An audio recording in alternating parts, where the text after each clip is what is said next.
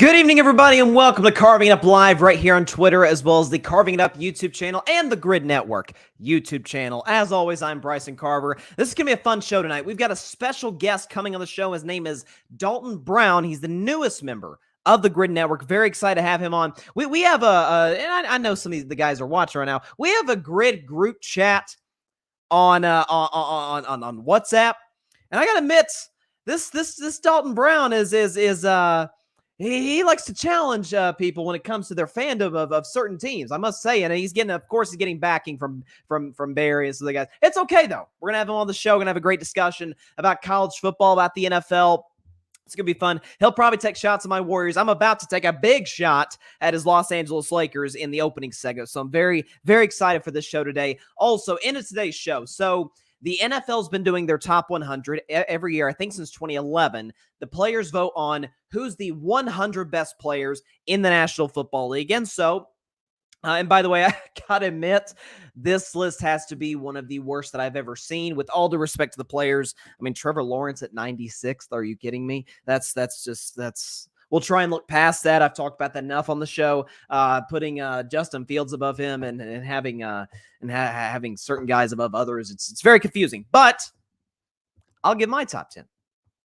I did this last year, and it's not. By the way, it's not going to be among who are the 10 best left on the list. 10 guys who have not been mentioned on the NFL's top 100. It's just straight up my 10 best players in the NFL. It's a lot tougher than, say, the NBA, for example, where yeah, guys play different positions, but it's kind of the same game. There's guys, Jokic has guard skills. LeBron has guard skills. There are guys that can play the big, guys that can't. Like a lot more, versatility in the NBA. Whereas the NFL, quarterback's quarterback, receiver's a receiver, edge rusher's an edge rusher. Now you have some versatile players like Micah Parsons who can do other things. By the way, he's obviously in my top 10, but that's okay. Mike Guido's in the comments. By the way, Mike Guido, appreciate you changing your Twitter handle picture, my man. I appreciate that. Mike is absolutely correct. He says Bryson has been getting shredded, and that's putting it mildly. Shredded for the last hour. You are correct in that, Mike Guido. My man Devin Nettles, the My Thoughts, My Opinion Sports Podcast. He's a Lakers fan I can get along with, I must say. Devin's a good dude. He's a Ravens fan. I'm a Steelers fan. We moved past that. He's a good dude. I hope that we can maintain a solid, healthy friendship as the years go on, because I don't think any of our teams like each other. But Devin's a good dude, so I appreciate him showing up in the chat. And like I said, I have a feeling the comment section is going to be as active as it's ever been, just by the text and whatnot going on amongst all the incredible members of the Gryd. So this should be fun. Dalton Brown will be joining the show in about 10 to 12 minutes. And I'm sure he's, let's put it mildly, I'd say he probably has a very different opinion on what just happened in the NBA with its most popular brand, the Los Angeles Lakers, who just gave Anthony Davis, and I'm not kidding when I say this, a 3-year, $186 million contract extension that will go into 2028. And folks might be wondering, hey, Bryson, wait a minute. It was just last week that you were talking about Jaylen Brown. And Jaylen Brown, who's not on the level of Anthony Davis, I think even Celtics fans could agree with that. Listen, I think AD is just outside the top 12. If he was more consistent and more healthy, he'd be a shoo-in for the top 10, but he's not. He's at 12. I got Jaylen Brown around 17th, 18th best player in the league. Be that as it may, I said, I'm fine. I don't love paying Jaylen Brown 60+ mil a year, but Boston didn't have a choice. He's a young player, about to go into his prime. He's helped them get to a finals, and he'll be great for the next 5 to 7 years. Anthony Davis, folks, is a very different story. Anthony Davis, since the Los Angeles Lakers won that title in the bubble, which, by the way, just for the record, for all the Lakers fans who've been getting on me for the past hour, I'm not one of those idiots who punished the Lakers for winning in the bubble. Fact of the matter is, somebody was going to win, and props to the Lakers for doing that, because, frankly, the bubble wasn't all that easy, as certainly as much as folks are making it out to be. Bubble was no joke. No fans. No, you're not around your family. Again, the Lakers and the Heat, the last two teams standing, were stuck in the bubble for 3 months, either in a hotel room or playing basketball. That's about it. Okay, there wasn't a whole lot you could do because I was right in the middle of COVID. There wasn't a whole lot you could do, and props to the Lakers for showing the mental fortitude to get through that and hoist the Larry O'Brien trophy at the end. But since they did that, Anthony Davis in the 2021 season, the year that I remember talking about this on my show at the time. This narrative, AD is going to take the mantle from LeBron James. I said, he's what? Wait a minute. First of all, he's not at that time, and I don't even think now, he was not better than LeBron James. And B, AD is the type of dude to lead the Lakers, a pristine franchise, the most accomplished franchise as it pertains to championships and all-time greats in NBA history. They're in that class with the Yankees at this point. And Anthony Davis is going to join the greats, such as, most recently, LeBron James, as Kobe Bryant, and Shaquille O'Neal, Magic Johnson, Kareem Abdul-Jabbar, Jerry West. Those guys to lead a team to a championship, or to the Lakers standard, multiple championships. I thought that was ridiculous. Didn't show was really as consistent, certainly as those greats were. Didn't show the commitment to the offseason. Never really has. That's why he's been as brittle as any player that we've seen. Certainly any star to superstar player in the NBA. Since the Lakers won the title in 2020, AD, in a 72-game shortened season because of COVID, he played half the year, played 36 games. In 2022, he said, I'm going to do you one better. In an 82-game season, back to normal, I'm going to play 40 games. And last year, upped it 16. To his credit, played 56 basketball games. Now, I know what you're saying. Wait a minute. Time out, Bryson. You're a Warriors fan. Steph Curry only played 56 games. He missed a lot of time due to injury. It's funny. I actually did a segment about that last week on Thursday called Carving Up the Context. It's a new segment we brought to Carving Up Live. I think you guys will like Carving Up the Context segment from yesterday. It's going to be very, very interesting. Y'all to check it out. Here's the context. Steph Curry, 6'3", about 180 to 190 if we're being generous. Anthony Davis is 6'10", probably outweighs Steph Curry by, 70 pounds of pure muscle, of pure athleticism. And Steph Curry is 5 years older than Anthony Davis. I would hope that AD in his prime at this stage in his career, I would certainly hope that he could stay healthy at this stage of his career, certainly in the regular season. And so the Los Angeles Lakers have put themselves, it would be different. It would. If the Lakers were going into the season where LeBron's in year 21, you got all these young role players, Austin Reeves, D'Angelo Russell and company, and you've got a LeBron James going to year 21, you got an Anthony Davis who's, what is this for AD as far as healthy years? This is year 11 for him. Should be going into his prime. If he had 1 year left in his contract, that would be quite different. If it's, okay, AD could hold out, he could be gone after this year. Maybe in the future, you could use him as a trade asset if you were to go into a rebuild, should LeBron leave after this season, which I think he will, to join Bronny. Knock on wood for Bronny James that he's going to be okay physically for USC to be able to play. God bless him. That'd be different. Anthony Davis, folks, is under contract with the Los Angeles Lakers, believe it or not, till 2025. The Lakers were not in a position where they had to make this move this offseason. Let's say the Lakers go on a run. Let's say they get to minimum the Western Conference Finals. And ladies and gentlemen, boys and girls, they are absolutely good enough to get there. They're good enough to win it all as far as I'm concerned. I think in the West, it's 3 clear contenders. Denver's the team to beat. Lakers and Warriors is a close second, tied between them. Then you go to Phoenix. Then you talk about Sacramento teams like that. I don't believe in the Clippers. Stop. But let's say they go on a run. AD plays well. AD stays healthy. Dare I say AD becomes the Lakers' best player with LeBron going into year 21. Then it's a different conversation. AD's 31 years old. And again, contracts, the beauty of contracts in sports, it's not about what have you done for me lately, as Janet Jackson said. It's about what are you going to do for me? Tom Brady, 2 years ago, was an MVP finalist, age 44. You think Tampa Bay or Tom was going to agree to a 5-year deal to take him to age 49? Of course not.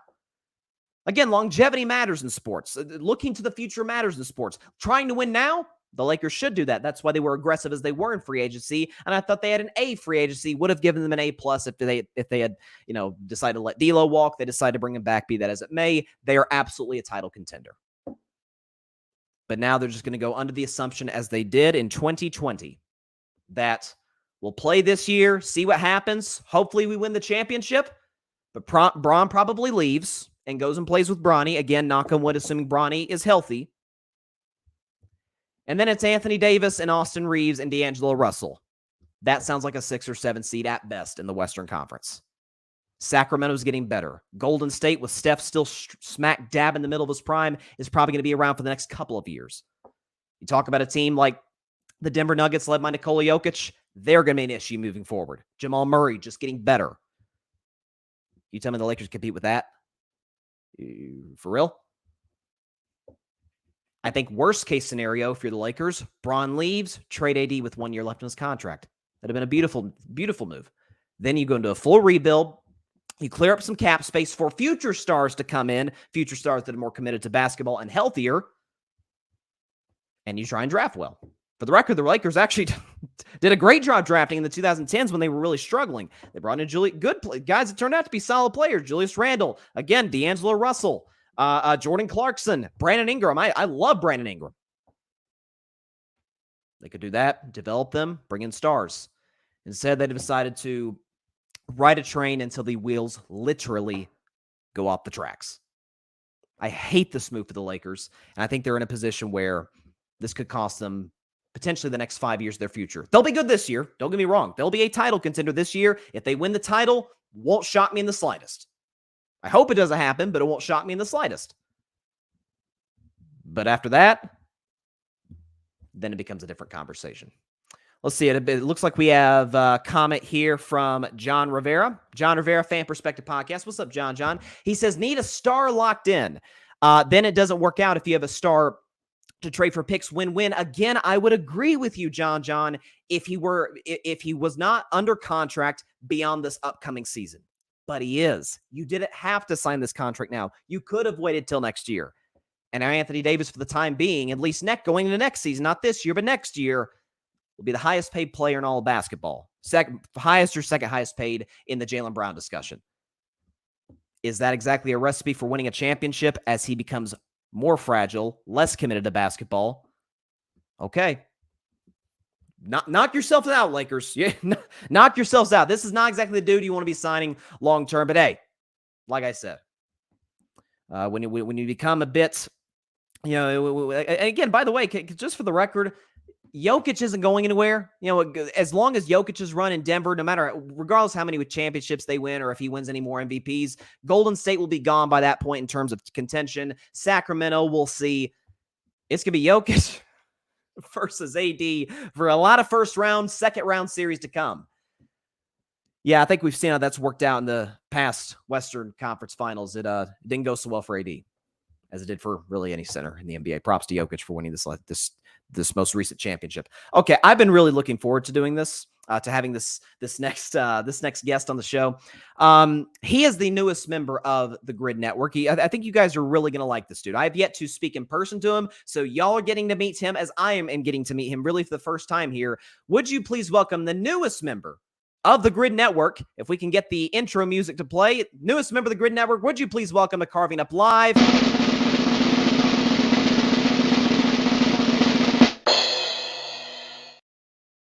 Dalton Brown. Dalton Brown, it is good to meet you, sir. How are you doing? Bryson, thanks so much for having me, man. I'm excited to be here, excited to be part of the Gryd Network. Excited to come back at you on your AD takes a little bit. I got the LA hat on today for a reason. But yeah, I'm excited to be a part of it. Excited to chat with you. I'm very excited to have you on. I appreciate you coming on. Yeah, we definitely got into contact in the last couple of days trying to make this happen. So before we get into college football, NFL, because that's, I know you wanted to dive into both of those subjects a lot, especially, with the Oregon-Washington news today. What is because I saw you in the chat room. You did not like my AD take in the slightest. What would be your pushback? What would be your issue with what I said about Mr. Davis? Yeah, look, first of all, I have multi-layered pushback to it, right? The first portion of it, I'd say, is the guy's 30 years old, 26 points, 13 rebounds last year, led the league in rebounds among players who played at least 50 games last season.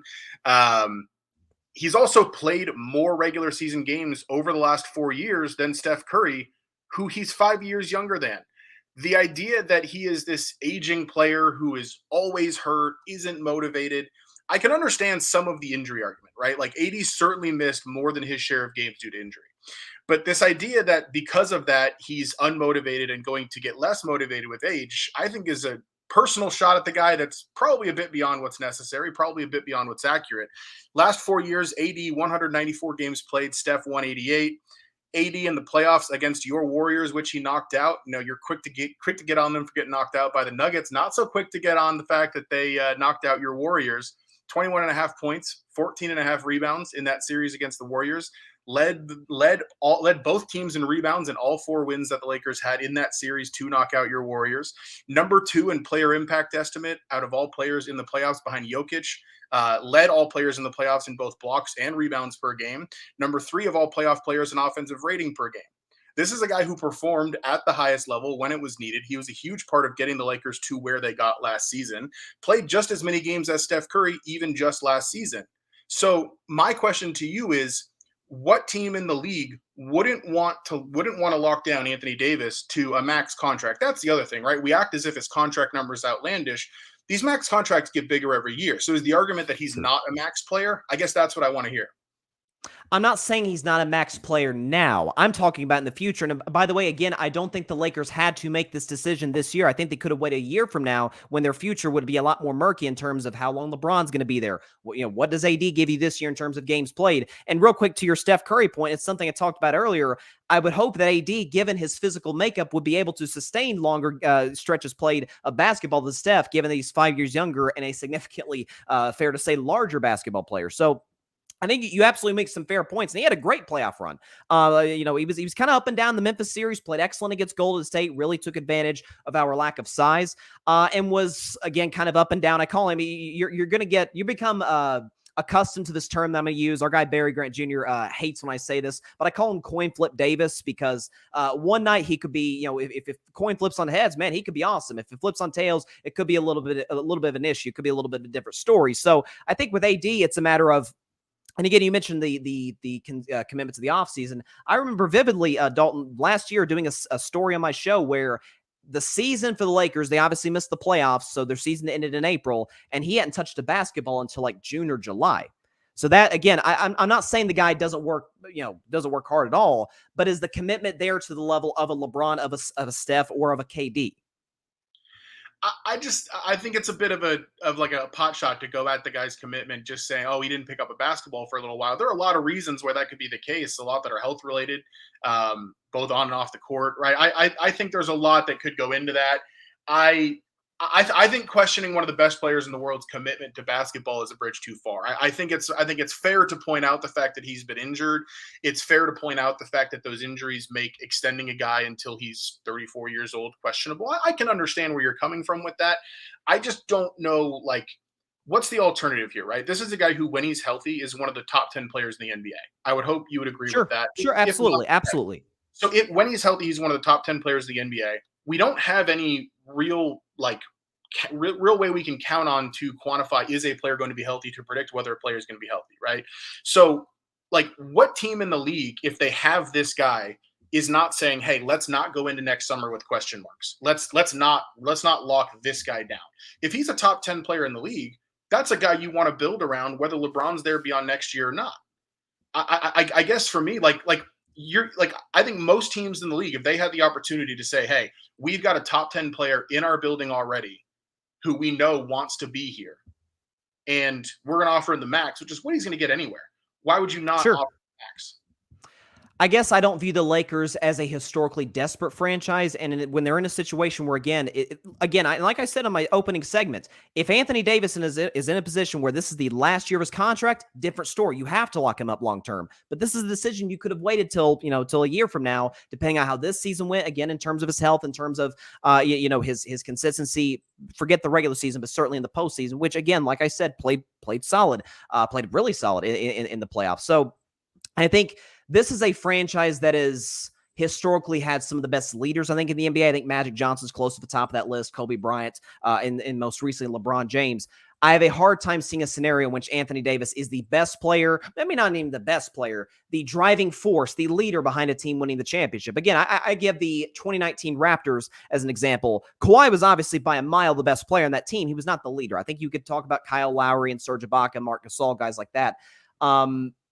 I kind of view AD in that ilk, and without LeBron or without another star, I don't see that as a contending team. And for that reason, the worst spot to be in sports is right in the middle, being mediocre.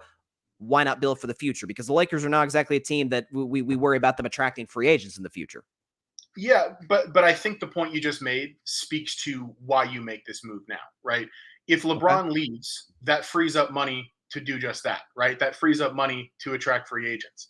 Having a player like Anthony Davis, who, to your own admission, is a top 10 player in the league when he's healthy, having a guy like that is not going to hurt your ability to bring in top tier free agents if and when LeBron leaves, right? So to me, having that locked up already, that's one less decision the Lakers have to deal with next summer. And it, to me, if that's the decision you're going to make anyway, I don't see what the point is in waiting, right? I mean, I don't think you let a Well, top 10 player in the league walk that wants to be there, right? Like there aren't a whole bunch of guys like that. I mean, we see it with Boston, right? sure. Like, is Boston desperate for re-signing Jaylen Brown? Or are they just re-signing a player who they think is good enough to get a max extension, because those players don't always just come knocking at the door of your franchise. I would understand if we're calling it desperate if they're giving a max contract to a guy who's not worthy of one. But I think we both agree AD is pretty clearly worthy of one. And why not lock that up early so you have one fewer question mark? That's how I look at it. No, I feel you. You make great points. Again, I guess my case is this year he's worthy of max contract. Next year, how is AD going to age? Because again, a lot of signing a long-term contract, a max extension, is about what are you going to do for me in the future. And I have a hard time seeing Anthony Davis being more available, less physically fragile in the future, especially how he plays the game. And again, I think recent history bears it out. But only time will tell. We have a ton of comments here. Let's see what we got here. Hold on.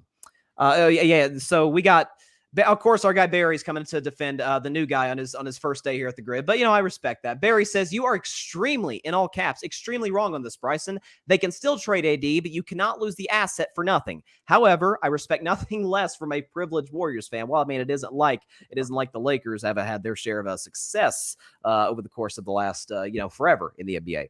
And he says, I don't think you are factoring that signing him early does wonders for his morale and for the morale of the team. Making this decision late and is now making it a topic all season is a distraction. I think morale wise, it makes all the sense. You don't want to have this as a talking point all season and distract the team. This is good for both parties. There was no waiting on this. Again, this circles back to an original point I made. I vehemently agree with you and with you, Dalton, with you, Barry, if AD is going to the last year of his contract. Because I think for my Warriors, by the way, that's going to be a big story for Klay Thompson. If they keep him long term, that's a big story for Golden State. Same last year with Draymond Green. Andrew Wiggins the year before that. Sometimes you got to wait to make tough decisions, see what a guy is able to still give you, and then make that decision. But I guess that's where I'm at.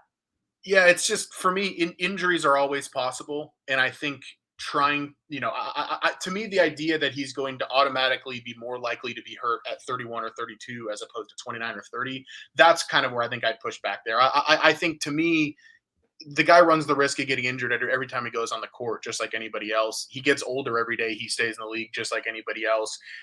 Injuries at a certain point for me are just one of those things, like you can't handicap for it, right? So I hear what you're saying. He hasn't been the most durable guy. Like that's absolutely a knock against him. I don't think anybody who follows basketball would disagree with that. But I also think that like if you're the Lakers, you have to look at it from a perspective of we're going to control what we can control, and we've got a top 10 player in the league. We want to keep him in the building. I don't know. I hope it works out. I'm an LA guy. You can tell by the hat. So we'll see. Oh, yeah. Yeah. We'll see. We'll see. It's going to be very interesting to see how that plays out. But before we get into any sports, though, or any we just talked about sports, before we get into any football in the college and at the pro level, I'd like to learn a little bit about you, Dalton. What is it that draws you? I ask this to every guest who comes on. What is it that you love about sports? Is it one thing? Is it one life experience? Is it maybe a game that you watch? Like, what is it for you that gives you just a love for sports at all levels? Yeah, and I appreciate you asking that. Yeah, no, I mean, I grew up with sports on all the time, right? I'm the classic red-blooded American in that sense. I played baseball up to the college level, so baseball is my first love. Grew up going to a ton of Dodger games. Huge LA sports fan all around, and really for me, ever since I graduated from college, a lot of it has been more on the gambling side. I just over time, I've just really nerded out with figuring out how to create positive expected value in gambling. And so, sports betting is really kind of my forte in the sports space. I follow them all vehemently. I love having conversations like this in general as well. But that's where a lot of it comes from for me, is just diving into the numbers on sports betting. And if you go to my Twitter account, that's what you'd find, right? A lot of sports betting Yeah. picks, sports betting analysis. That's a lot of what I do. So, I would say it's born of just a childhood love for sports that, came from my parents, the way they raised me, playing them growing up. And now it's kind of morphed into this, looking to be more predictive. So. Yeah, and that's one of my favorite aspects about sports too is the obviously predicting games, but the uncertainty of it all. Like it's and that's what's great. I think increasingly with college sports, and that's why I kind of wanted to move in this first question about the breaking news that happened today. Oregon and Washington in the future will be moving to the Big Ten, so they'll be joining their eventual former Pac-12 counterparts, UCLA and USC. So this is going to be, and we talked about this beforehand, I've heard a lot of folks in the national media say, like, this is going to be really the first conference that we've seen that is not regional, it's not relegated to one part of the country. It stretches from the East Coast to the West Coast. You got your Ohio States out east and your Michigans, and then out west, your USCs, your UCLA, Oregon, Washington. What was your take on it? What do you think this means to the Big Ten moving forward, the Pac-12, and really what matters most, the college football playoff? Yeah, I think from a college football playoff perspective, I'm really glad that it's bumping to 12 teams next season. I think that's going to go a long way as far as kind of smoothing out some of the issues this might create. Because frankly, if you don't make the top 12, that's a lot different to complain about than being on that 4-5 line. So from a college football playoff perspective, I'm somewhat optimistic about where things are going. I am, as somebody who's grown up watching college sports, I grew up going to UCLA football and basketball games. I love the Pac-10 and eventually the Pac-12. It's a sad day for me in that sense as a West Coast kid. As a UCLA fan, I was happy to see the Bruins and Trojans be the first to move, be the first to make the jump, because the writing was on the wall that it needed to happen. I'm not surprised to see Oregon and Washington now joining them. I think it makes a ton of sense. And now we've got 4 of them going over to the Big 12 too. It looks like Colorado, Utah, and both Arizona schools. I feel for Cal fans and Stanford fans. Those are two proud Power 5 worthy fan bases that, even though they haven't had a lot to cheer for in recent years, it hurts, to see them now kind of in the abyss, right? I don't know if they're going to go independent, maybe Mountain West, maybe they try to, hop into one of these other conferences. I don't know. At this point, I went to Duke, right? So that's kind of my other big rooting interest. At this point, I think the ACC and the remaining members of the Pac-12 probably would find it in their best interest to find some kind of an alliance, because things are not geographic anymore. And with the writing on the wall of the big football powerhouses like Florida State and Clemson probably moving on soon, I think schools like Duke, NC State, Virginia, even Miami, because the SEC has been very strong about not wanting Miami. I think you're probably just going to see this turn into 4 mega conferences, and I hope that the ACC and Pac-12 figure that out. But yeah, I mean, it's exciting in some way because you're going to see a lot of new matchups. But as somebody who grew up with this stuff and loves the old conferences, it's a little bit sad too. Sure, I think from a nostalgia standpoint, it's tough, and especially I remember even this being a discussion when I think it was 2012 when A&M and Missouri moved to the SEC. Obviously, I'm a Tennessee fan, so having Missouri come into the East, Texas A&M to the West, and I think also too that I remember talking years ago pre-NIL that I felt like 4 teams almost. I felt like the BCS system almost worked better in a sense that we usually knew the 2 best teams were. You'd have your occasional Ohio State in 2014 upset of Bama. Or Georgia beat a number 2 Oklahoma. I believe that was in 2017. But all in all, now with the merging of conferences, now with NIL, with so much more money going to these athletes and with these schools, I think it almost became became inevitable. These conferences were going to, in some ways, intertwine with some of these teams joining. And plus, too, what it does is, I think the Big Ten needed this more than the SEC in terms of, we knew it was Ohio State, Michigan for at least the next half decade. Sure, you have your Penn States, you have your teams that are interesting, fringe top 10 worthy, but never from a talent perspective able to compete with those teams. Now you have USC with Caleb Williams. Now you have a UCLA with Chip Kelly doing a great job there, and Washington and Oregon are highly respected college football power. So, we'll see what happens, but I'm with you. I think it sucks for the Pac-12. There's no question about it. I think the ACC is probably going to be the next victim of this in the future. Good chance Clemson probably goes to the SEC in the future. But from a college football, what I say in sports, that the the best thing that can happen from as far as fans watching the games is having a sense of urgency. I think that's why the NFL has dominated TV for as long as it has. College football's lost a little bit of that, and so for them to sort of bring a little bit of it back with more talent in some of these conferences, certainly I think helps for the long run. Let's see. John Rivera asked a question. He says, "What's the lock for tonight?" I don't know if he's referring to baseball or what. What's the lock for tonight, Dalton? Yeah, I mean, I'm not a. I'll say this first. I don't ever use the term lock. I just don't do it. I've lost too many bets that I put too much time and research into and felt too good about and got too much closing line value on. I just don't use the term. But if you're looking for my favorite bet of the night, I would say it would be Boston Red Sox first 5 innings, lay in the half run on the run line. They're getting their shot. Excuse me. They're getting the shot at Alek Manoah tonight.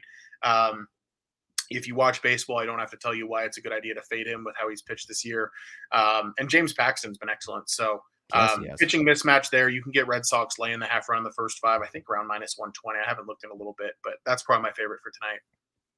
You're already making me like you more, just the fact that you gave my Red Sox some love on the show. So I appreciate that. And I still to this day, I won't forgive Heim Bloom for trading Mookie Betts to you guys. So it's just, it's just, I'm very grateful for it. I enjoyed it. Oh, I'm sure you listen. Mookie was my guy when he was in Boston, but he's obviously crushed it in LA. And our guy Barry says, "Go Trojans." He's a big USC guy. We actually had a bet last year.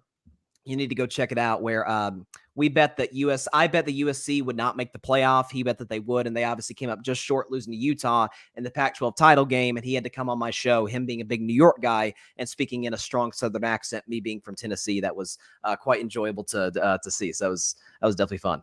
Yeah, and you know what, Barry? I know you think that you're upset they didn't make the playoff, but you didn't want to watch that defense deal with any of those teams that made the playoff anyway. Look, USC's offense, fun to watch. There are two sides of the ball, and I know TCU gave up 65 points to Georgia. USC might have given up 77, so that's all I got to say there. No question about it. No question about it. And like I said, speaking of Caleb Williams, though, I would imagine again, you're the betting guy. I would imagine is the odds-on favorite to win the Heisman Trophy in 2023. Am I correct in that regard? Yeah, I think last I saw he's about plus 500. And oh wow, plus 500, 5-1. I don't think it's a bad bet at all. The only thing that would sort of keep me off of it is I think there's somewhat of a resistance sometime in these rewards markets to give it to the same guy 2 years in a row. Like we see it with MVP awards in other leagues, especially like the NBA. You'll see it sometimes where they don't want to give it to the same guy twice. So he's going to have to perform to earn it. I think if it's close, somebody else would take it from him, but it's hard to argue with what he's done. It's hard to argue with what that offense looks like from a game in a game out basis. So if he stays healthy, 5-1 is great value. If he stays healthy, I think it should be more like even money. So yeah, 100% agree. Winning the Heisman is back-to-back years is essentially unprecedented. I don't think has anybody ever won back-to-back Heismans? I think it's happened. I'm drawing a blank on who it was, but I'm fairly certain it's happened at some point. Not for I think there was an Ohio State player who did it a while back. Yeah, if it's happened, it's been a while. But USC is obviously going to be a favorite by many to get to the college football playoff this season. Obviously, Lincoln Riley is the quarterback whisperer. If quarterback whispers had a quarterback whisperer, given his time at Oklahoma and now at USC with Caleb Williams. But talking about Caleb, I said on my show when I was talking last week a little bit about Trevor Lawrence and him being ranked the 96th best player in the NFL, which I thought was absurd. I have him higher than most. I've got him as the third best behind Mahomes and Burrow. Some may think that's too high. 96 though for best players is a bit too low. So maybe we can agree on in the middle. But I think there's four prospects, I should say, that have come into the NFL that were just absolute can't miss generational talents. I think those were Elway, Manning, Luck, and most recently Trevor Lawrence. Do you think a guy like a Caleb Williams is in that class? Because he draws a lot of similarities to Patrick Mahomes, understandably so, in his play style. Do you think he is in that class in terms of just a pure talent and a prospect? Yes, I do. I think he's unbelievable. The only questions I think some people would levy against him are concerning his makeup. I mean, I think there were some, body language concerns in some of their games late in the season last year, but kid's young. I mean, that's stuff that gets cleaned up over time. I think he's every bit as talented as any player we've seen in quite a while at the college level. We've seen him now do it in two different programs. I know it's in the same system, but we've seen him now do it in two different programs with different players. as a Rams fan, I want us to sell everything off and tank as hard as possible to have a shot at getting him next year. Now that the Rams finally are going to have a first round pick again.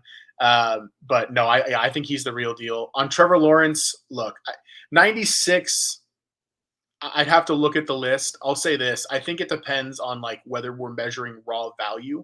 Because if we're measuring just raw value, then most of the quarterbacks should fill out the top 30 in terms of like how much they mean to their teams.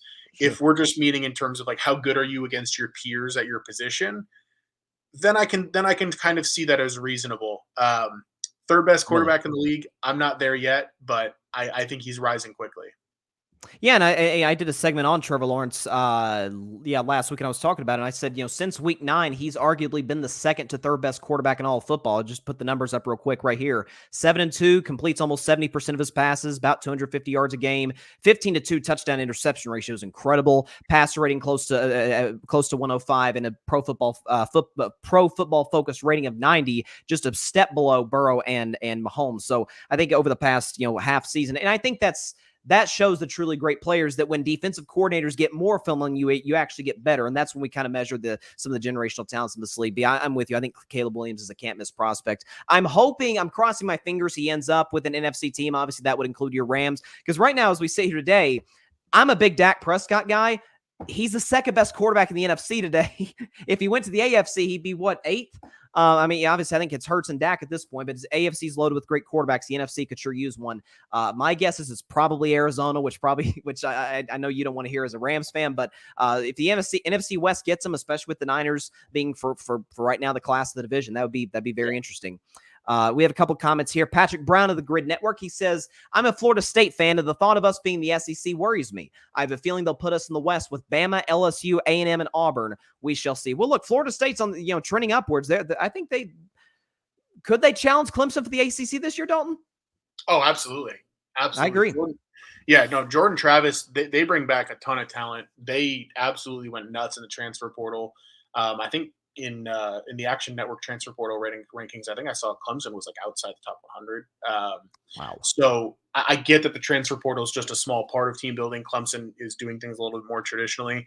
But yeah, look, Jordan Travis has proven more than Cade Klubnik has. Like if we're just looking at the quarterbacks, I think Florida State is right there. Now they have to go on the road to Clemson this year, which matters obviously quite a bit, but it's pretty telling that in the game of the year market, you're looking at Clemson as a 2.5 point favorite. That's basically just home field advantage. That tells me that, odds makers are looking at those two teams as roughly even. And I think most experts would probably just about agree on that, especially now that the ACC doesn't have divisions. You're probably looking at those two teams meeting again in the ACC championship game in Charlotte. Right. FSU on a neutral, they might be favored. So yeah, no, it could be a fun year for the Noles. So you taking Florida State in the points in that game? If it gets to 3, look, we got a lot of weeks between now and then, right? I'm not betting it in the game of the year market over the summer right now, but yeah, potentially we'll see. It'd be interesting. That's gonna be one of the better games this season, certainly outside of the SEC. Barry has a question. Thoughts on the transfer portal as a whole? Oh man. Yeah, there's a lot to unpack, right? I think it's good ultimately. I think there is, some regulation coming to it, and there should be to some degree. But it's good to see freedom of movement for players in college, right? I think it's at some level it's just an acknowledgement of the reality of what college sports is, especially in revenue sports like football and basketball. It's an acknowledgement of the fact that, yeah, they're student athletes, but these are athletes, right? And they're more or less professional athletes that are making their schools a lot of money. I view it a lot of the same way I view NIL, where like, sure, you could make an argument that it should be more regulated than it is now, but it's better to open up the market the way it's open now versus the way it was before, where guys were more or less getting taken advantage of, couldn't move even if their coaches moved. So all in all, I think it's a good thing. I think it'll get better as it kind of gets honed in and roped in a little bit over time. But I love the transfer portal. I think it also adds a lot of intrigue. Like the free agency intrigue you get in the NBA. There are NBA fans who enjoy the summer almost as much as the winter. Like July 1st is a huge day every year, right? It adds a lot of that same intrigue to the offseason in college sports, and I think that's really exciting. I 100% agree with you. I remember talking about the potential of an NIL about 4 years ago on the show about how this is, it's ridiculous how we allow we go nuts over these players, transferring or making money, but these coaches making 14, $15 million a year, oh my gosh, Lane Kiffin jumping from team to team, going down to Ole Miss, and obviously Nick Saban jumping from Miami and going to Alabama, and Lincoln Riley going from Oklahoma to USC. We're fine with that, but we have an issue with players making that same decision that's in the best interest of their potential NFL career. So I 100% agree with you. And when you look at too, the NFL is the highest rated sport in America. College football's second. So you're right. They more or less are pro athletes, and you think about the NBA where guys are coming in at 18, 19 years old.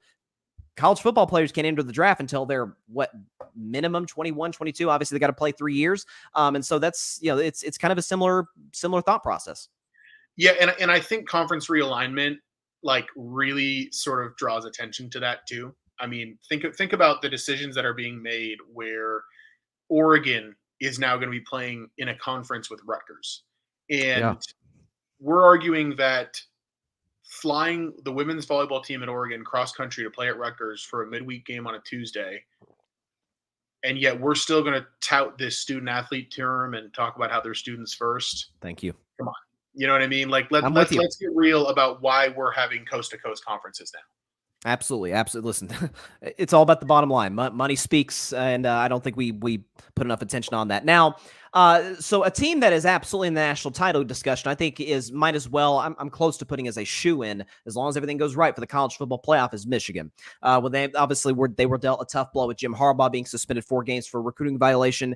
Do you think this? Because again, he's still, as far as I'm concerned, he's still at practice. He's still with the Michigan players. And I believe I read he's going to be able to coach them throughout the week, just he's not going to be there on game day. Your reaction to the suspension, do you think 4 games is too much, too little? And what do you expect from the Michigan Wolverines in 2023? Yeah, I think it's a slap on the wrist. I don't get me wrong. I think it matters. I think it matters for the culture of the program a little bit. I don't think Harbaugh likes it, but it's also if you look at what those 4 games are, we're talking East Carolina at home, UNLV at home, Bowling Green at home, Rutgers at home. I think they're going to be at least a 17-point favorite in all 4 of those games. I don't know. I mean, I think it matters a little bit. Sure, they're not going to have their coach. But the other thing to note, too, Harbaugh doesn't call plays on offense or defense. He's a guy that likes to delegate that stuff. So I just don't really think it matters, to be honest. That's how I'm looking at it. Yeah, when I checked their schedule, it was like, okay, this 4 games is just not going to put a are you looking at a slap on the wrist in terms of what the punishment for the quote unquote crime was, or based on what Michigan's schedule in that span looks like? Oh yeah, I mean, look, I'm not informed enough on what the crime was. I haven't dove super deep into it, but I just think that whatever the crime is, this is nothing all that serious, right? I mean, I think if it were, hey, we're going to knock them out for a season, or we're going to knock them out for 6 games, I think it could be different. But the reality is, this is more of a hey, look, we're going to performatively give you a 4-game suspension. It's 4 home games against 3 I won't say bad, but 3 non-Big Ten caliber teams, and 1 team that's not Big Ten caliber but is in the Big Ten. I don't know how I feel about it as a punishment. It might be the right thing to do, but I don't think it's going to affect Michigan. I agree. I think they go 4-0 in those games, and it comes down to the game, which will be in Ann Arbor this year between the Wolverines and the Ohio State Buckeyes. Question here from Patrick Brown. He says, Dalton, your thoughts on Coach Prime in Colorado in his first season as the head coach? They'll be moving back to the Big 12 next season. That was obviously a big story this offseason. What's your thoughts on Colorado and Coach Prime? Yeah, I mean, look, I think it's a fun combination, right? I think it'll be interesting to see what he can build there over the course of a couple of years. As far as this season, I would not have very high hopes for them. I think they'll be lucky to win 4 games this season. It does not help that they open up their slate on the road at TCU. I think they're 20.5-point dogs in that game. I think Sonny Dykes is going to want to put up a gazillion points on Colorado to let them know what's waiting for them the following season in the Big 12.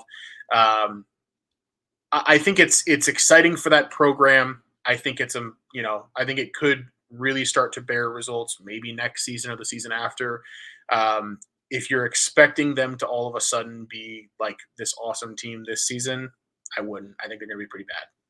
And it's a process recruiting the transfer portal, and we know Prime has done a great job, in Jackson State, and I think he's going to, in the Big 12 as time goes on, be able to compete in that regard. But now you mentioned Sonny Dykes wanting to put up a lot of points for TCU, given the fact that Colorado's moving to the Big 12. I think it's also going to have to do with the fact that they've had to hear about 65-7 for the last 8 months, and so they're going to kind of take their frustration out on Colorado. That could be a very long afternoon for Coach Prime. Last college football question, then we'll move to the NFL. Obviously, Georgia's going to be the team to beat in all college football. They're probably going to be the number one ranked team in America once again, obviously looking for a three-peat in college football. What do you think the opportunity and the chances of them are doing that? Obviously, they play in the toughest conference in college football. You'll have Alabama, LSU, Tennessee gunning for them. Do you think Georgia three-peats in 2023? Winning the title, I'm really not sure. I'd have to kind of see how they look. It's going to be a little bit of a different, new quarterback, different offense. But if you look at their schedule overall, they don't do a whole lot to challenge themselves outside of the conference, right? I mean, their traditional rivalry with Georgia Tech is not much at the moment. Georgia Tech's awful. That's one of their road games. Other than that, this is a team that plays 3 true road games in the SEC total. They go on the road to Auburn. That could be tricky. And then at Vanderbilt, at Tennessee is going to be tough. You look outside of that on their schedule, Florida on a neutral could be challenging, but outside of that, you got UT Martin, Ball State, South Carolina, UAB, Kentucky, Missouri, Ole Miss. I'll put it this way. I don't see how they lose more than one game this year, right? Like I could see them falling maybe on the road at Tennessee, maybe on the road at Auburn. Outside of those, like I don't know where the challenge comes from. So I feel very confident that they will be representing the SEC East in the SEC championship game. If they're doing that as an undefeated team, it probably won't matter whether they win or lose. They'll probably be in the playoff regardless. Yeah. If they go into that with one loss, they might still be able to lose and get in with 2 losses. Or, I mean, I doubt they're going to be a big underdog in the game, right? So to me, I think they have at least a 50% chance of making the playoffs or making the playoff. And then once they're there, I mean, we've seen the way Kirby Smart has his teams prepared in that environment. We know what the talent looks like up and down that roster. It's going to be a lot of guys leaving for the NFL again. So, I think they have as good a chance as anybody. I don't think this is like last year where they're this runaway favorite at all. I think there are a lot of teams that are going to have a say this year. A lot of fun new quarterback situations too. I'm really looking forward to college football. I think it's going to be awesome. 100%. Last college football question. Is Georgia overtaking Alabama as the kings of the sport? I think at the moment you have to argue that they have. Do I think that there's some big margin there? No, I think realistically those are kind of the 2 programs that are at the forefront of college football that are sort of inching ahead of each other one after another. But what's fun is I don't think there's some huge gap between the talent you're seeing at those programs and the talent you're seeing right now at Michigan, Ohio State. I agree. Texas. Texas is back as far as the talent's concerned. They've got 3 unbelievable quarterbacks in that room. Even Penn State. Penn State's got 2 unbelievable coordinators. Their defense is going to be one of the most talented in the country. They have a really highly touted young quarterback coming in this season. Some great athletes on their offense. College football, I think, is a lot more fun right now than it was 4 or 5 years ago when it was Alabama, Clemson, maybe Alabama, Ohio State every once in a while. So I think Alabama and Georgia are clearly the top 2 dogs at the moment. I think you got to give it to Georgia. But it's going to be a lot of fun, especially as the playoff expands. We're going to, I think it changes recruiting a little bit in a positive way. Like you can sit there and tell a kid, like I'll put it this way, right? If I'm at Penn State, it's difficult for me to sell a kid on the idea that we're going to be one of the 4 best programs in the country every year. But I think I can sell a kid on the idea of us being one of the 12 best programs in the country every year. And once you're there, you just, once you're there, right? So I think there are things that have me really excited about the college football landscape, and there are other things that just make me a little sad. But all in all, it's going to be fun. Yeah, and I think college sports in general has, and I think that's why we've seen to a certain degree the decline of college basketball is that college sports is not really designed from a popularity perspective for dynasties. I think it's a sport that I think parity is the best thing for it. Kind of, it's a little different from the NBA in that regard. I think the NBA's best years was when the Bulls were winning 6 championships in the '90s, and everybody was seeing who's going to dethrone them. It's a little bit different than that in college football. I think, like you said, with the conference realignment, NIL, transfer portal, is going to be it's going to help it a lot in that regard. So I'm with you. 2023 is going to be a blast in college football this year. I can't wait. I don't want to go out too crazy, but I'm smelling 10-2 for Tennessee, maybe 11-1. I don't know. Just throwing that out there. Just you never know. You never know. Go Vols. Okay, NFL question. So you were telling me you're a big Rams fan, and you sort of alluded to you want the team to tank 2023 for Caleb Williams. Again, with generational talent at the quarterback position. But what's your outlook on these Rams this season? Of course, I don't know if I've ever seen a fall from grace quite like the Rams going from winning the Super Bowl to and also going to a 5-win team in 2022. What do you think the expectations are with a healthier Matthew Stafford, Aaron Donald, and obviously Cooper Kupp just suffered an injury recently, so we'll see what happens to him. Do you think the Rams are good enough to get back to the playoffs in the NFC? No, and I don't think I don't think they're really endeavoring to be either. I think first to talk about last year. I mean, it's tough, right? The Rams were one of the least injured teams for about 3 or 4 years in a row running. And it's why the F them picks mentality that they went with ended up working as effectively as it did, is because they stayed healthy over and over. And they stayed healthy enough to win a Super Bowl, and they had enough star players to do it. I think they saw the downside of that last year, and I think every Rams fan in the world would say, hey, worth it, right? I mean, so yeah, I mean, all of a sudden last year, everybody gets hurt, and the results look like what it looked like for a team that doesn't have like a strong underbelly to the roster. They haven't had the picks to amass talent underneath those guys. For me, you've traded away Jalen Ramsey. Bobby Wagner's gone. Like, I don't see why we're sitting here pretending that having Aaron Donald with a bunch of also rans on defense and just Stafford and Kupp with a terrible offensive line, no running backs really. I mean, Cam Akers, sure, but does anybody trust Cam Akers? I don't understand why you would cling to a few stars and try to legitimately compete this season. I think Kupp's a guy who's young enough that you hold on to him. He's incredibly talented. He's young enough. I get that, right? But when I heard they were shopping Stafford this offseason, I was excited. I wish a trade had happened. Especially if you could have got some decent draft capital for him. I would have loved that. And I love Matthew Stafford. I went and bought his jersey when he signed with the team. He brought us a Super Bowl. Huge fan of the guy. But at the same, I mean, what are you really going to do this season? I think the Niners are the best team in that division by quite a bit. I think the Seahawks have amassed quite a bit more talent than the Rams now over the last few drafts. Sure, you're a step ahead of the Cardinals, but who isn't? And to me, one of my big things in the NFL, I think you always want to have your foot on the gas pedal. Now, whether the car's in reverse or whether the car's in drive depends on your circumstances. But I always want the foot down on the gas. Like, I want you to either be accelerating forward quickly or backward quickly. I don't think it makes sense for the Rams to be accelerating forward quickly right now, so I want the opposite. I think you use a great analogy in that, and let's, like I was talking about earlier, like the worst place to be in sports is in the middle, where you don't have any direction. Like again, the best place to be is competing for championships. Second would be you're in essentially tank mode and trying to, like you said, acquire draft capital. But in both instances, you have a direction, you have an objective goal, certain things in place you want to set. Whereas if you're in the middle, are we bad enough to tank? Are we good enough to compete for a playoff spot? And that feels like where the Rams are at right now. And I even in a weak NFC, I really don't see them getting in the playoffs. They didn't fix the offensive line, as you mentioned, which was horrible last season. And defensively, trading Jalen Ramsey. Sure, you have Aaron Donald, who I think still is a fantastic player, but that's about it. So, but I think Sean McVay saying for the long term sort of gave you a little bit of a window into maybe if they do, get a Drake May or a Caleb Williams or one of these other young quarterbacks in the draft, next year, maybe this is a message from him saying, hey, I'm going to be here for the long run. Do you think, are you reading into that at all? Yeah, I think Sean McVay sort of questioned for himself, do I want to be here through a rebuild? Do I want to go through that? Because he's a guy who realistically has experienced only success as a head coach. And he's only had pretty talented teams as a head coach. And I think he had some moments of doubt and then made the decision of, no, you know what, I do want to stick this out. Like coaching's my calling. It's what I want to do, and I want to do it here. And I think that's exactly why you need to throw it in reverse, right? Because you've got like a young, talented, respected coach.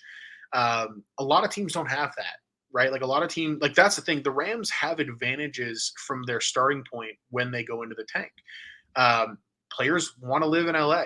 It's a great market to play in. It's a beautiful stadium. It's a division that's not overwhelmingly not winnable if they can become competitive in the next few years.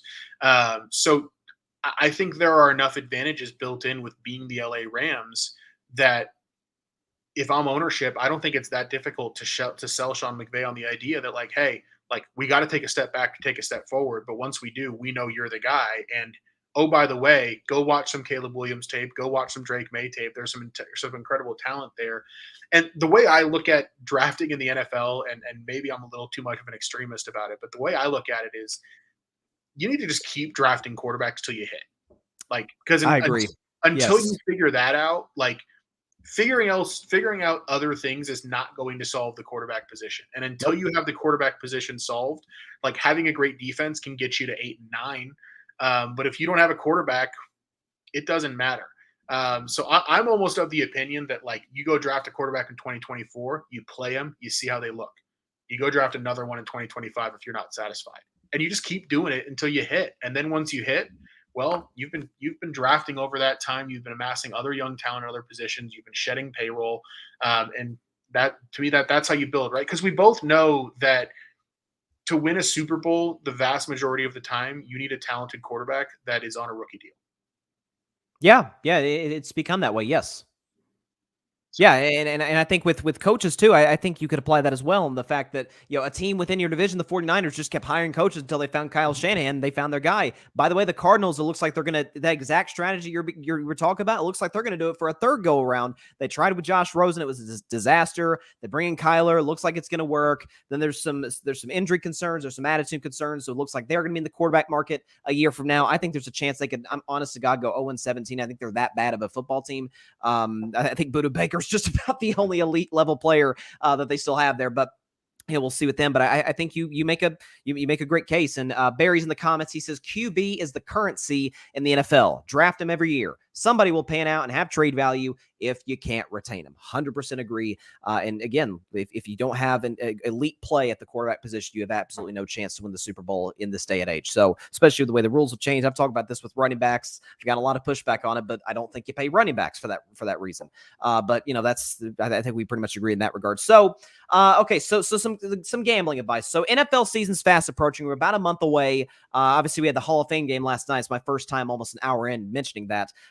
What is, as far as team over-unders, win totals, what do you think are the best bets for this season? Yeah, there are a couple that come to mind for me. One of them is the Baltimore Ravens. Their number you can find at over 9.5 in some shops. I think still it might have moved to 10. I don't mind it at 10 either. This is the team that is going to be favorites in about 13 of their 17 games. So if they play to expectation, realistically, they're a team that might win 12 or 13 games. They're going to be an underdog once in their first 10 games. So I think the Ravens have a lot to be excited about this year.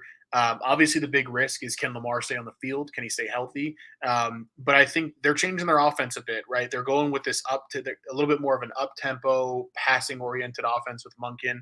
I think that's going to be a lot of fun. Drafting Zay Flowers speaks to that. Going and picking up Odell Beckham speaks to that. I think that's a team that's going to take a real step forward this season. So that's one that I would target. It's also a team, like, you talk about their schedule, right? You talk about how manageable a schedule is. You start off with Houston and Indianapolis, two out of your first three, with Cincinnati in between. That gives them an opportunity to really hone in on that Bengals game. You look at some of the games they have out of the division. They get Arizona. That's a winner, right? So I think realistically, that's a team that I'd be targeting. Another one that I think, it sounds super square to even mention them. There are places where you can get the Chiefs over 11.5 wins. Wow. And if Patrick Mahomes is healthy, how do they lose more than 5 games? I don't see it. I get that, like, a lot of times as bettors, we want to find the thing that's kind of under the radar. We want to find the thing that is anti-public, and this is obviously not that. But I'm just not seeing it, right? I mean, if you can never assume that a quarterback's going to stay healthy, but you can never assume that of their opponents either. So that's a factor that works both ways. I mean, the Vikings last year took huge advantage of that. They played a bunch of teams that had injured quarterbacks to help propel them to a season that, I mean, there's a reason the Vikings win total is closer to 9 this year. But the Chiefs, to me, over 11.5, I just think that number's too low. I think you could easily make it 12.5. I think 11.5 assumes the possibility of a Mahomes injury, and all you're really betting on him staying healthy, which, let's be honest, he's stayed healthy throughout his career better than almost anybody in the league. Sure. Yeah, with the exception of 2019 where he had the injury before that. So, and I think too, you were talking about Baltimore, and even as a Steelers fan, this hurts me to say, I think Baltimore is one of those teams that can challenge Kansas City. Now with the, obviously, knock on wood, we hope Joe Burrow is going to be okay in the long run, but you have the Burrow injury. When does he come back? And if he does come back, is he to the level of a player that we saw at the end of last season? Now, for the record, the Bengals did start 0-2 a year ago after the appendectomy, and they found themselves right back in the AFC title game. But I'm with you. I think Todd Monken coming in is a much better change of senior for Lamar Jackson. It plays, I think we don't give Lamar enough credit for how much he's improved as a pocket passer. We think he's just the same guy who the Ravens essentially wouldn't let throw the football his rookie year. He's improved so much in that regard, pouring into, like you said, Zay Flowers, who I love out of the draft, bringing in Odell Beckham Jr. You have Rashad Bateman, Mark Andrews, one of the better tight ends. By the way, great offensive line, great defense. Like, there's not that best kicker probably in NFL history in Justin Tucker. Yeah. There's not that many units where they're not either good or really good. Maybe the Baltimore Ravens. So I'm with you. I think you said 9.5 over under was the bet. I'd take the over in a heartbeat in that regard. So yeah, I think that's interesting. Last question, as far as Super Bowl favorites. Now, I would assume Kansas City's probably the favorite today, but is there a good bet? Like, hey, this team could come out of nowhere. Maybe this team shocks everybody and hoist the Lombardi trophy. Well, I think when you look across the NFL landscape, there's realistically a list of 6 or 7 teams that can win it, in my opinion. But to me, if you want to look at a valuable Super Bowl future, you want to look to the NFC because the AFC is a meat grinder.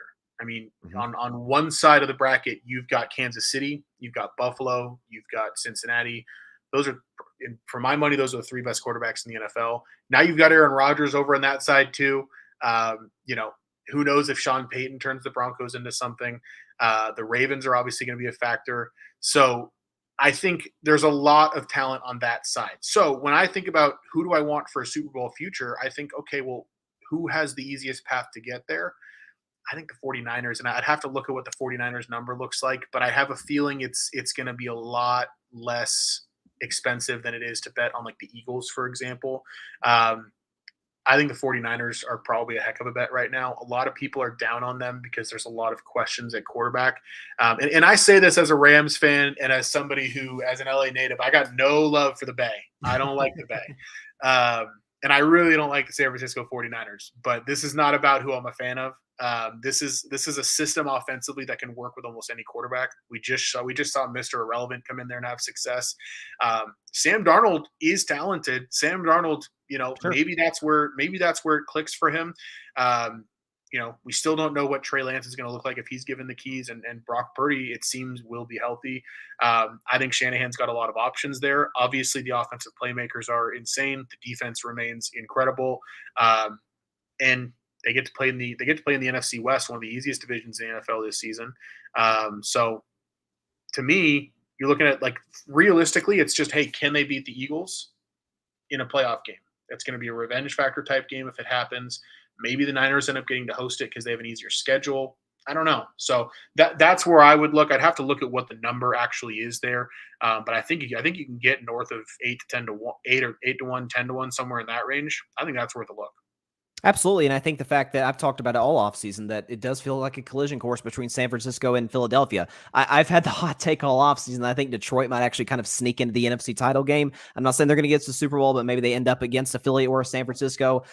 It's hard to trust Dallas on a year-to-year basis. Chicago's kind of, we think they could be a playoff team. We don't really trust them, don't trust Minnesota, so that kind of leaves two with Philly and San Francisco, and I think Philly potentially gets knocked out by a Dallas or vice versa. And like you said, San Francisco, I think Seattle potentially takes a step back. Your Rams are not in a great spot. The Cardinals are awful. So I'm with you. The Niners to me do feel like the favorites in the NFC. And I don't think we're giving enough love to Brock Purdy that, we could talk about the fact that sure, he's playing on a loaded offense with a great OC. They were pushing the ball. They seem to trust him a lot more in terms of pushing the ball down the field than they did Jimmy Garoppolo, and certainly Trey Lance, who there's not a whole lot of good reports at all coming out of camp with him. So I'm a believer in Brock Purdy. I think the Niners can win it all this season, certainly can win the NFC. And, I'm like you. I'm just as excited for college football as the NFL season. But any last thoughts, any potential bets out there that the audience might want to give thought to?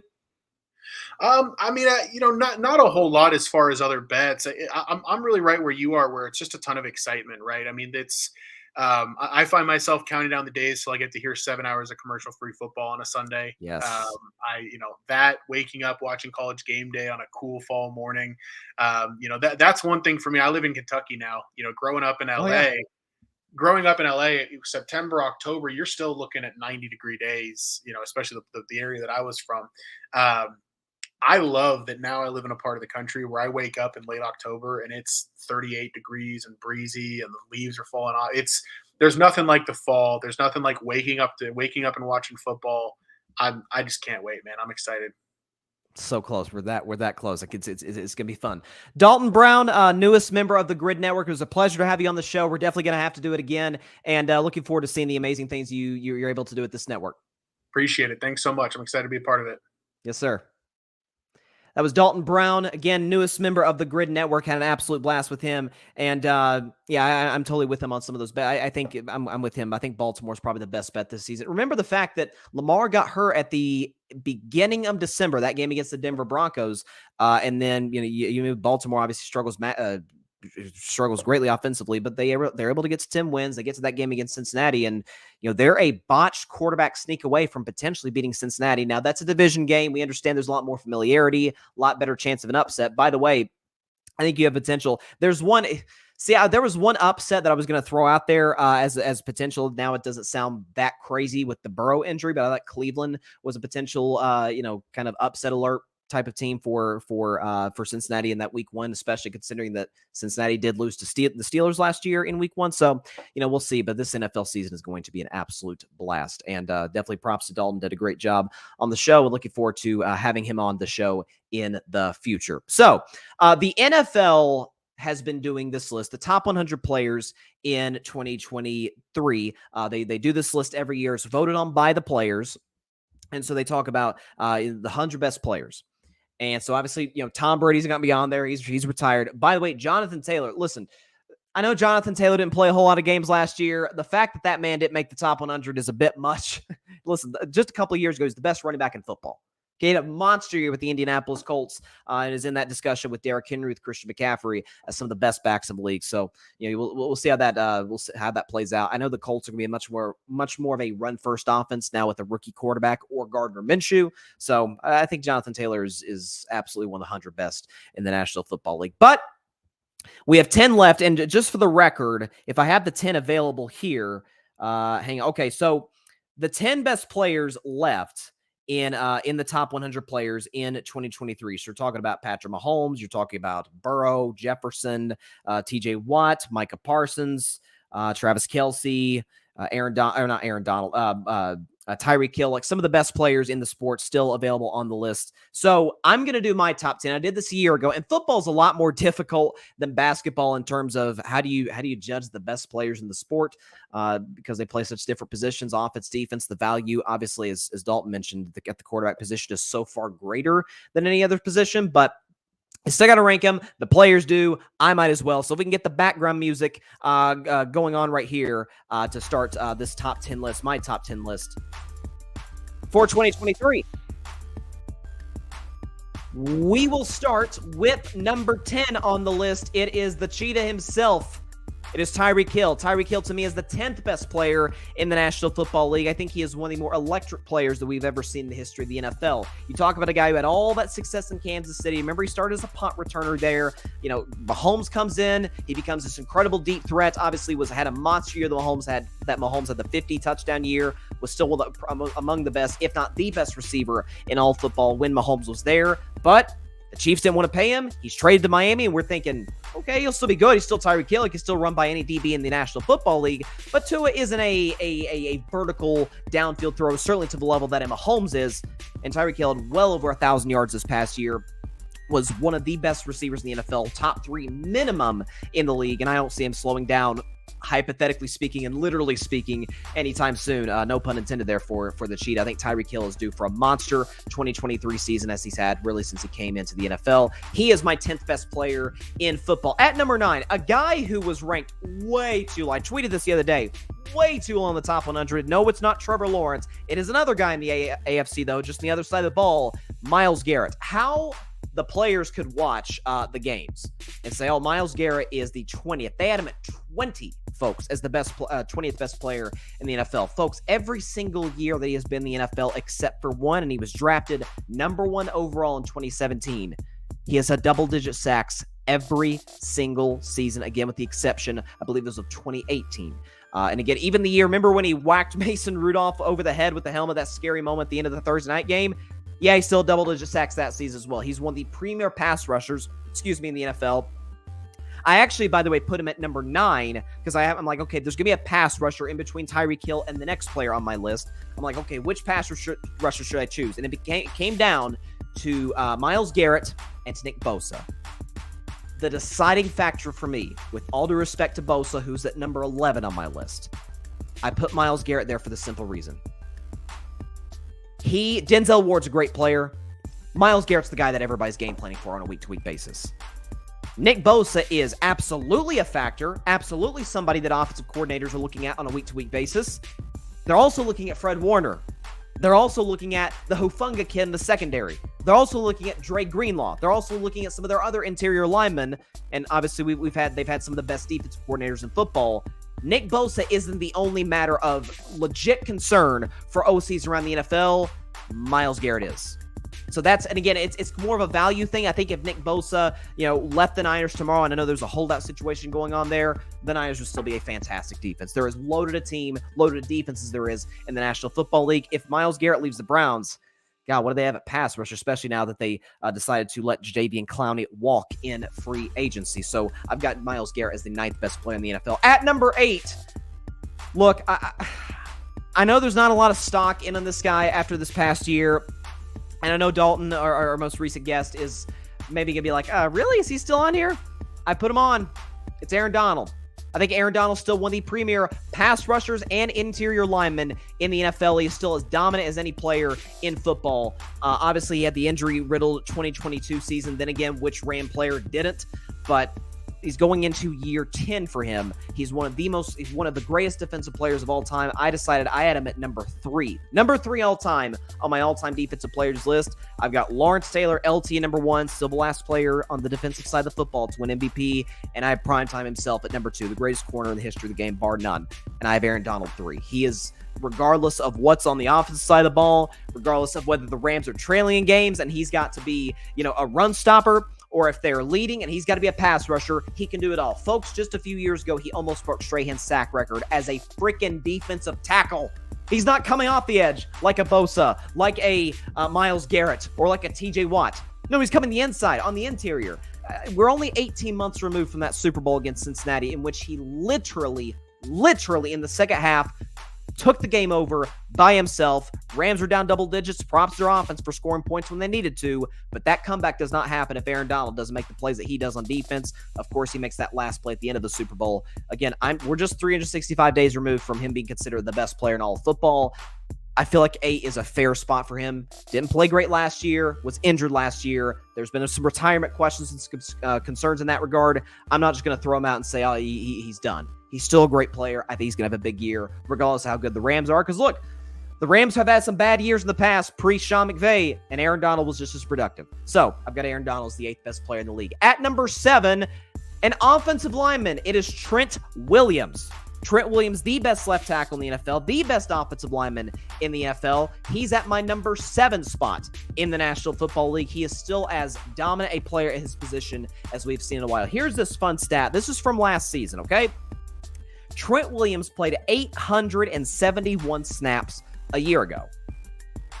He gave up 1 sack and 2 quarterback hits. So Brock Purdy this season, or whoever the Niners quarterback is, knock on wood that it is Brock Purdy because I believe in him, Sturdy Purdy, he's that dude. But Brock Purdy, whoever the Niners quarterback is, they don't have to worry about the left side of the line. They're not getting hit. Again, only one quarterback for the Niners could say, I don't know if it was Jimmy G or Lance or Purdy, can say that they got sacked last season from the left side. A guy going against Trent Williams. He is one of the greatest players that we've ever seen in the history of the left tackle position, coming off a second straight All-Pro season. Trent Williams is the 7th best player in the NFL. Now, we don't watch offensive linemen the way that we watch skill position players and quarterbacks and some other players on the defensive side of the ball. Heck, we don't talk about them even as much as we do coaches. I understand that, but as the old saying goes, I say it often on this show, offensive lines are like the air conditioning system. You only notice it's not working when you only notice it's bad when it's not working. Whoever the Niners quarterback is, they don't have to worry about the left side of the line.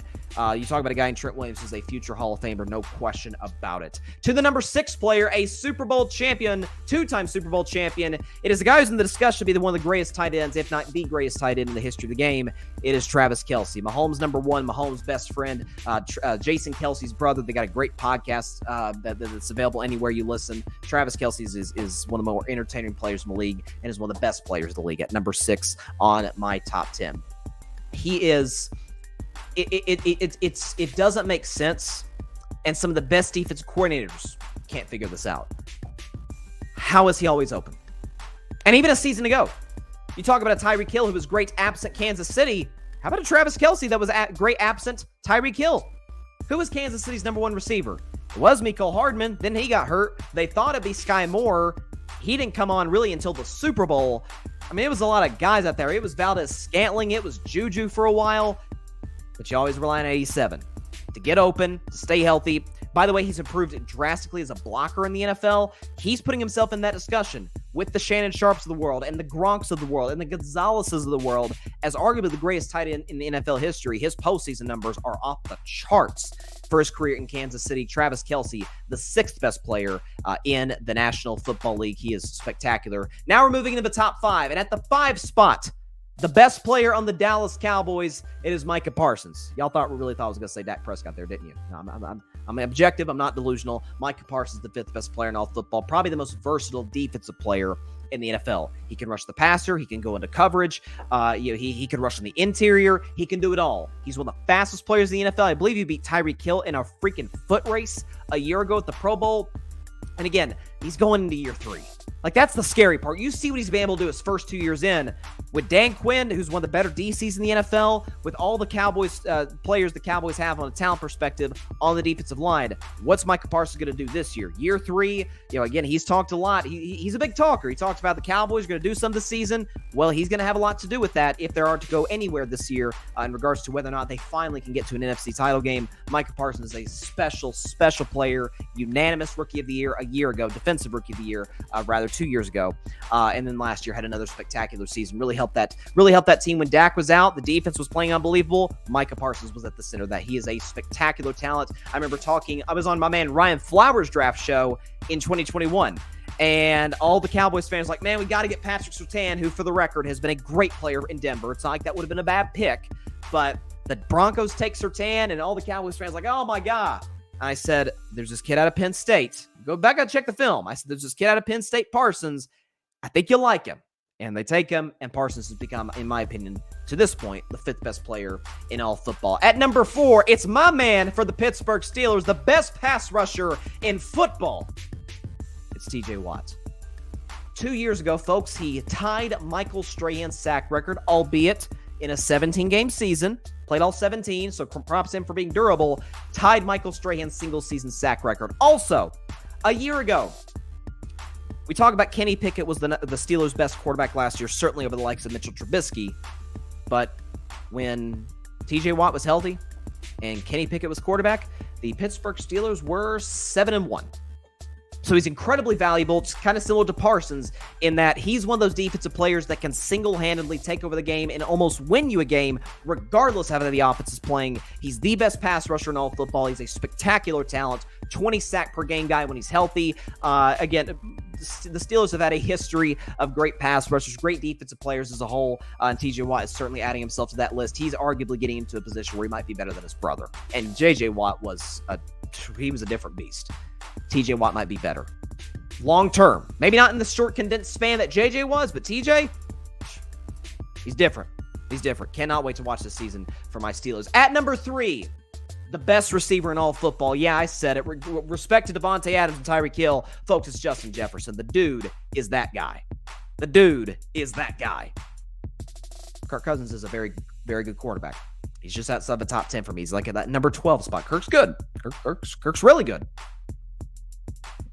This guy, Jet, 1,600 yard per game type guy every season that he's been in the league. Came in as a rookie immediately. Was one of the best players at his position in the sport. We've gotten to a point in time where this is year 4 for him. He's elevated himself to the point he's one of the best and most crisp route runners in the NFL, some of the best hands in the NFL. Now, obviously, unlike a Devontae Adams, who has reached the NFC Championship game with Aaron Rodgers, unlike a Tyreek Hill, who has a Super Bowl ring, obviously got to that next Super Bowl against Tampa Bay with Mahomes and the Chiefs.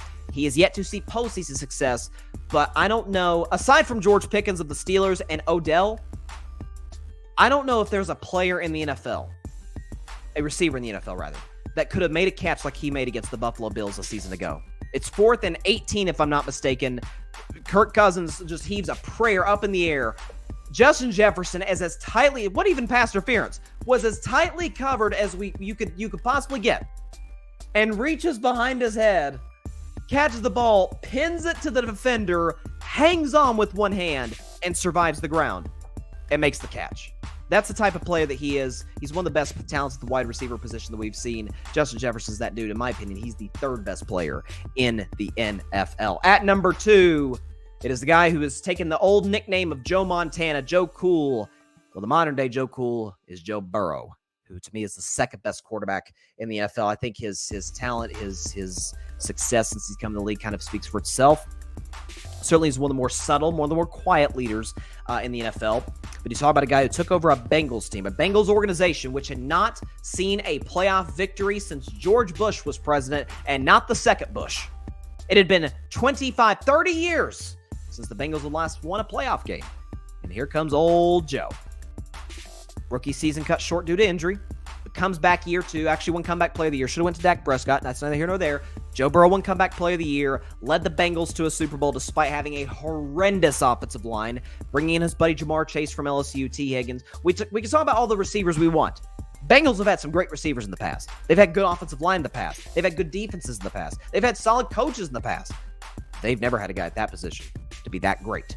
So when Joe Burrow's healthy, in a smaller window, in a smaller sample size, similar to Patrick Mahomes, yeah, you're getting into the AFC Championship game minimum. That's how great of a player he is. Knock on wood, he's healthy for the season, because if he is, the Bengals are absolutely contenders this year. I may be a Steelers fan, but I don't want to see a guy go down like that. And that obviously, I mean, we knew who number 1 was going to be. That kind of goes without saying. It's Patrick Mahomes. Like we don't even need to screw around with this one.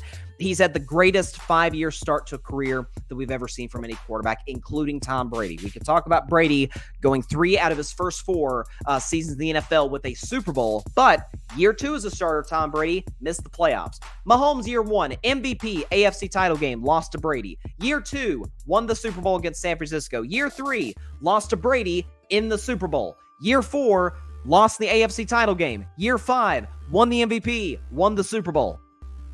I've made the case already. Said it the day after that Super Bowl when they beat the Philadelphia Eagles. There's 3 quarterbacks today in the history of the NFL, historically, from a historical standpoint, that I would take over Mahomes.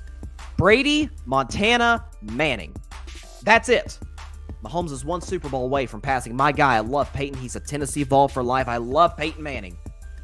1 more Super Bowl, Mahomes passes him. And I'm not just talking about the number of championships. I'm talking about the success in such a condensed window. 2 MVPs, 2 Super Bowls, 2 Super Bowl MVPs. He's one of the greatest talents, in my opinion, the greatest talent that we've ever seen at that position. In Kansas City, he's going to be the dynasty for the next decade and a half. That's how great he is. And paired with Andy Reid, who's the best coach in the National Football League, that's kind of a match made in football heaven. So that's what I got as my top 10 players in the NFL. We all know Mahomes is going to be number 1. The list is going to be revealed. If it hasn't been revealed already, it's going to be. But that's my top 10 list. There you go. So that's what I'm going to roll with. 10-1. I got Tyreek Hill, Myles Garrett, Aaron Donald, Trent Williams. Travis Kelce, Micah Parsons, TJ Watt, Justin Jefferson, Joe Burrow, and rounding it out is the man himself. It is Patrick Mahomes. I don't think there's any arguments whatsoever as to who one is, frankly, or to who two is, because you talk about the value of the quarterback position. Again, if we go on value and best, then 8 of the 10 players are quarterbacks, and then you're going to put like TJ Watt and Micah Parsons in them. Like that's really how it would go, because TJ and Micah, to me, are the 2 best players defensively in all football.